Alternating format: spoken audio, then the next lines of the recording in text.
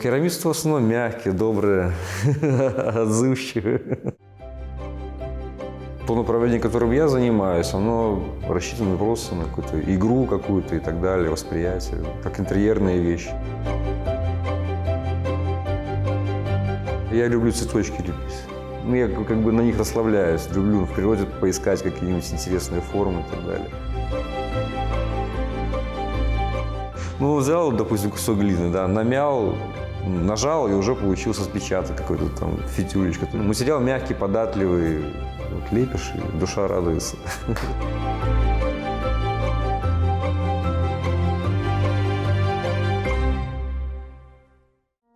Родители работали в Бобруйском художественном училище. Вот. Ну и с самого детства я получается, что присутствовал на занятиях, которые проводил отец.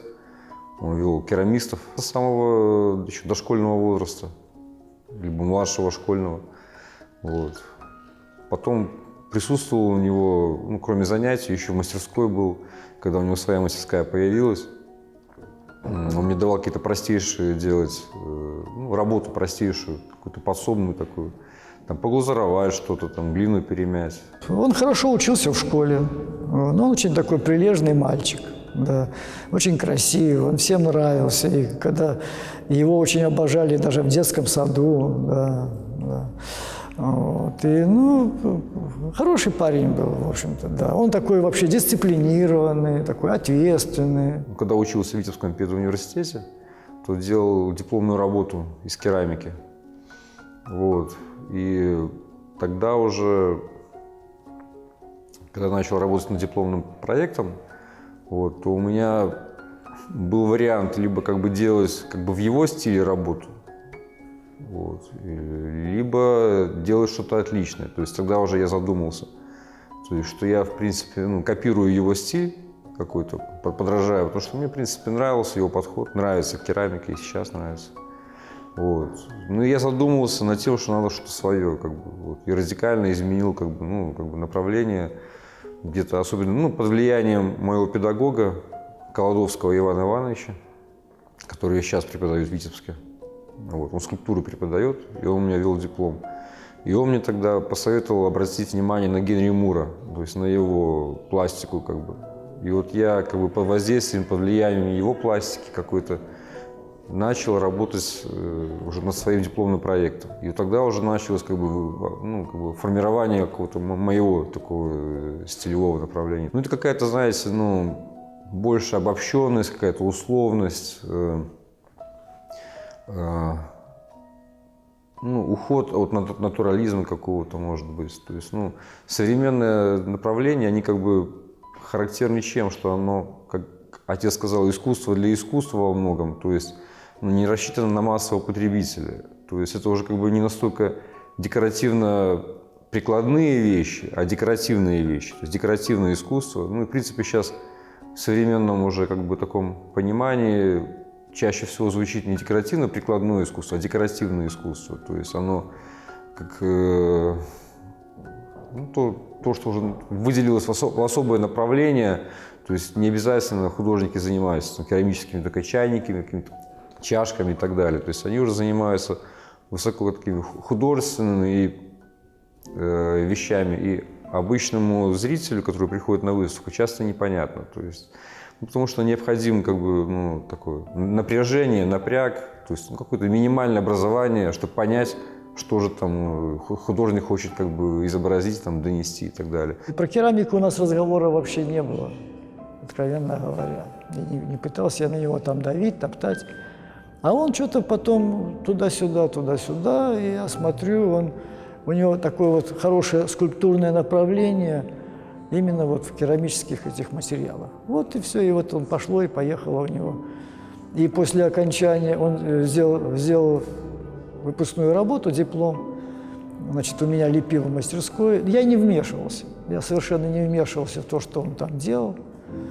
Да, и, конечно, мне, может быть, это не очень там импонировало, да, и эти метаморфозы всевозможные. Но, тем не менее, он, когда закончил, то тут же поступил вот в академии. Ну, на мой взгляд, очень сложно отойти от звездности родителей, вот, и приходится постоянно доказывать, что они не хуже.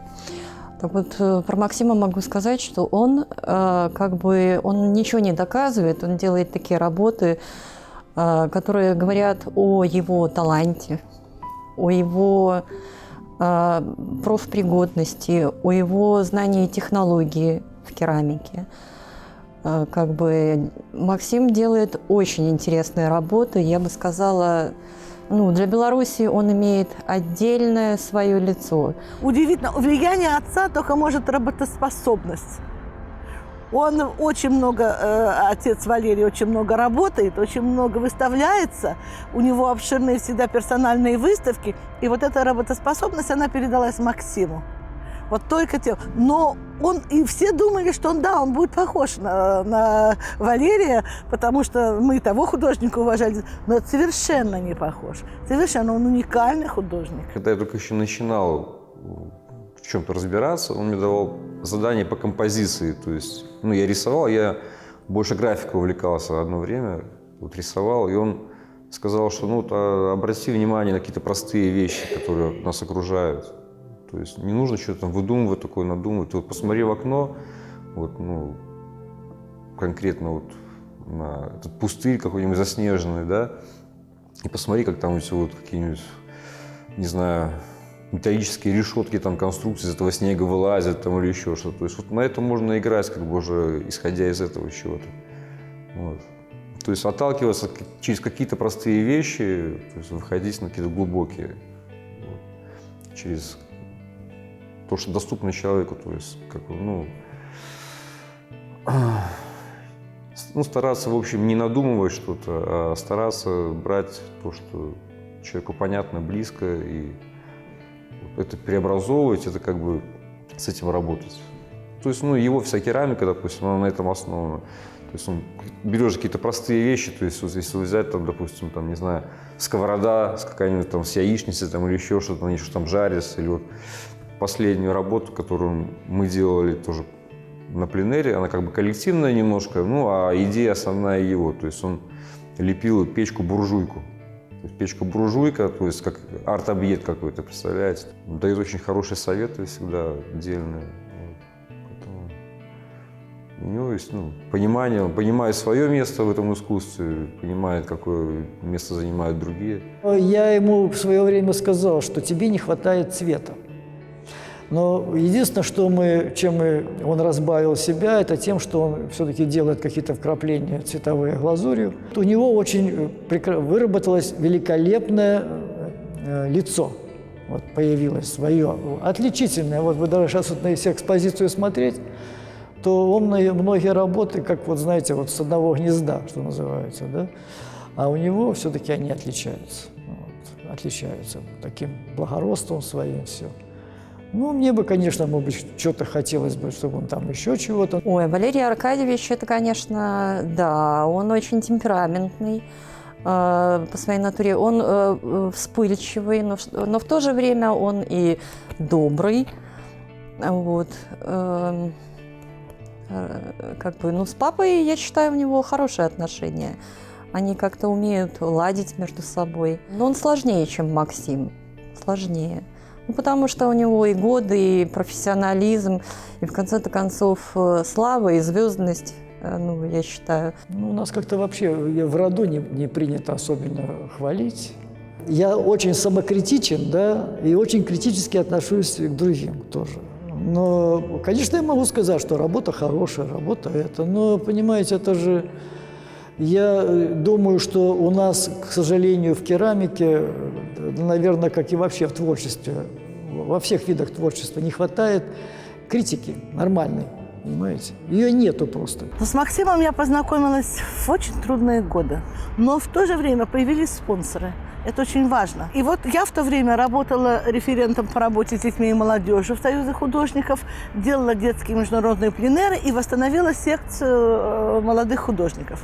И что самое очень важное, это каталоги, которые мы издавали, потому что такое каталог? все сведения о художниках, особенно молодых, они могли затеряться. Но если ты в каталоге, ты уже вошел как бы навечно. Что касается Максима, он участвовал во всех этих молодежных выставках, старался участвовать и позже, но у него появилась семья, и иногда 2-3 года он где-то пропадал. И вдруг, когда он выставлял работу, все бежали смотреть, что же он сделал. Потому что он постоянно из года в год творчески рос. И это наблюдали все, и было очень приятно. Арт-Жижель, само название придумал мой отец, во-первых. А идея пленэра еще родилась у его учителя, как бы Игоря Викентьевича Угриновича, когда они еще там учились в академии, когда преподавал, он возглавлял кафедру декоративно-прикладного искусства в Академии искусств. Вот, и отец учился у него, это был его хороший друг, как бы преподаватель. И вот тогда уже у студентов родилась идея поехать куда-нибудь за город, выкопать какую-то ямку там, вот, и примитивным образом как-то найти глину и что-то там обжечь и так далее, слепить, обжечь, высушить. Вот начиналось вот с такого. И смотрел там фотографии, там, конечно, так вот можно сказать, очень примитивно. В чистом поле какие-то камушков наложили, там что-то обожгли, что-то получилось. Вот. И постепенно она переросла в какие-то такие неофициальные пленэры, когда художники начали собираться там, вот, уже более серьезно, уже печки там какие-то появились, кирпичные, вот. Но это все было так, самодеятельно. Вот. И потом как бы отцу удалось это согласовать с Бобруйским городским исполкомом, то есть он нашел понимание, вот, и там выделили средства на это, на проведение первых пленэров уже под Бобруйском, в Могилевской области. Вот. Базы менялись иногда, вот, то в одном месте проводили, то в другом. Вот. И постепенно уже определились с базой под Бобруйском, такой более-менее стационарной, где уже сделали такие хорошие навесы, и печи там капитальные уже стоят. На основании этих пленэров сформирована довольно-таки большая коллекция в музее, в Бобруйском художественном музее. Вот. Там у них уже более 700 работ. Более 700 работ. Вот. И, хотелось бы, чтобы уже был какой-то музей, именно специализированный музей керамики. Как бы следующий этап такой, что приезжали художники со всего мира. Вот. И, есть что показать уже. Если мы все там на пленэрах такие шумные, вечно какие-то посиделки, какие-то чай, кофе, потанцуем, то Максим всегда, он как бы находился в стороне, то есть он был в своем мире. Иногда так из темноты возникал, улыбался, что-то говорил, там, вот. Но что касается, вот когда подходило время обжигов, на пленэрах там есть своя специфика, нужна, надо там помочь раздвинуть плиты, взять эти тяжелые щипцы, достать керамику оттуда, которая имеет порой... керамика иногда бывает, большие вещи обжигаются. Вот, и надо иметь просто такую физическую силу, чтобы щипцами это все зажать, достать, не поломать и донести, допустим, до ямки с опилками. И даже лично я очень часто, видя какой, там очень творческая атмосфера, очень порой весело. Вот, и я просто лично просила Максима, чтобы он, допустим, даже мои работы, потому что это большая ответственность взять щипцами и донести. Лично просила: Максим, пожалуйста, вот помоги. И он абсолютно спокойно, абсолютно так говорит: да, конечно. Я люблю цветочки лепить. Я как бы на них расслабляюсь. То есть я люблю в природе поискать какие-нибудь интересные формы и так далее. Потому что у меня такая керамика, она довольно зажатая такая. То есть я работаю, стараюсь, там, чтобы не было каких-то лишних там деталей там, или еще что-то. И обязательно на пленэре леплю какую-нибудь работу, где уже даю себе свободу какую-то. То есть, Не стараюсь, чтобы она идеально была слеплена, то есть специально оставляю какие-то рваные куски, там, не склеенные, чтобы она прямо чуть ли не разваливалась. Ну, как цветочек настоящий, там, полевой бывает, да, который там, его там, помяло там, что-то дождем там, или ногой кто-нибудь наступил на него, он такой весь скомканный, там, порванный там, и так далее. Мне это нравится, то есть я стараюсь как бы так вот иногда побаловаться немножко. А я бы не сказала, что он любит только цветочки, потому что ну, я видела работы, допустим, то, что мне последнее время очень сильно запало, ну, как бы в душу. Допустим, каштан. Ну, это такая объемная вещь со всякими отросточками. Она и очень хорошо сделана, то есть она такая архитектоническая, я бы сказала, такая и маленькая, и монументальная, как бы, ну, все в одном. И обожжена, вот как он любит обжигать в разных типах обжигов. У меня такая самая серьезная серия была, это когда я получил, как она называется, стипендия, не стипендия, короче, годовую мне выплачивало Министерство культуры, годовую стипендию, не знаю, под проект какой-то мой, он касался Ветхого Завета, ну, Библия, там, Ветхий Завет, вот это вот что-то, Ветхий, Новый Завет. Вот. Это такая более серьезная серия, когда в 2009 году, кажется, я целый год лепил ее, то есть ездил к отцу туда каждые выходные. Его работы повторить абсолютно невозможно, но он не делает там банальные горшочки, там, вазочки, кружечки. В принципе, он может это сделать, но он, я считаю, выбрал для себя такую некую скульптурную часть, вот, абстрактную такую, природную, и делает его только в своей свойственной манере. Ну, то есть в Беларуси его не копируют. То есть я не видела даже мировые аналоги, которые делают вот, ну, как бы работы похожие на Максима. Растения, цветы, вот сейчас как бы такой у меня цикл идет. Я готовлюсь к персональной выставке тоже. Думаю, как проект у меня такой сейчас идет. Под это делаю. Вот. Ну и как бы такая серия у меня есть «Жизнь в пробирке», «Жизнь из пробирки», то есть сочетание вот такое вот чего-то искусственного такого, и как рождается натуральная жизнь из этого, как бы из ничего. Вот. Ну, как вот наша действительность, выйдешь на улицу, там где-нибудь на свалку или еще что-то, там какие-то валяются банки консервные, там что-то ломачик какой-то ржавый, там что-то валяется, а растение через него пробивается, прорастает. То есть, ну, сочетание, вот эта вот комбинация. Я бы сказала, что он очень экологичный. Его предметы искусства, они очень напоминают землю, какой-то плод, какие-то вещи растительные, может быть, даже, вазы, все. Они все-таки идут от земли. Вот это очень важно, потому что керамика, глина, она тоже идет от земли. Это земля. И когда материал сочетается с формой, это очень важно. Мой отец всегда занимался спортом, мой дедушка занимался тоже.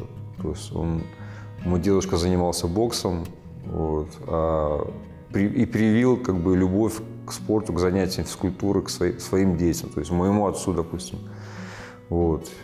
Ну и мой отец тоже много и футболом занимался, там, и еще чем-то, каким-то спортивной гимнастикой там, и так далее, рукопашным боем. Вот. Ну, и меня отдавали в секцию, то есть я плаванием занимался в самом раннем детстве. Вот. Ну, так, не сказать, что очень много, но года 4 поплавал там где-то или 3.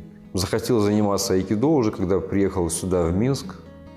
Вот. Пошел на секцию по айкидо и там познакомился со своей женой будущей. Вообще не понравилось такое гордое поведение. Что говорил тренер, он все делал наоборот.